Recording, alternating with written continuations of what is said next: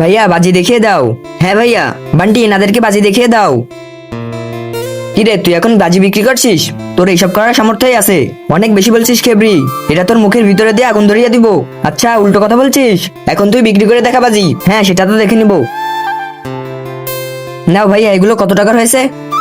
এগুলোর হয়েছে 2000 টাকা। 200 টাকা দিব? না হবে না এত কমে, 200 টাকাই দিব। আরে পাগল হলে নাকি, এগুলো কি এতই সস্তা? তুমি চুপ করো, তুমি কিছুই জানো না। হ্যাঁ তো নেওয়া লাগবে না, হ্যাঁ তো নিব না, তুমি চলো এখান থেকে।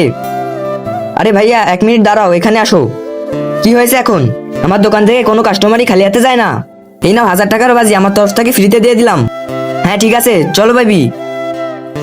এর বলধর স্বভাবটা আজ পর্যন্ত গেল না। কিন্তু তার আগে তুমি যদি জীবনে একবার হলেও এখানে যেতে চাও, তাহলে ভিডিওটিকে লাইক করে চ্যানেলটিকে সাবস্ক্রাইব করো আর কমেন্টে ইনশাল্লাহ লিখে যাও।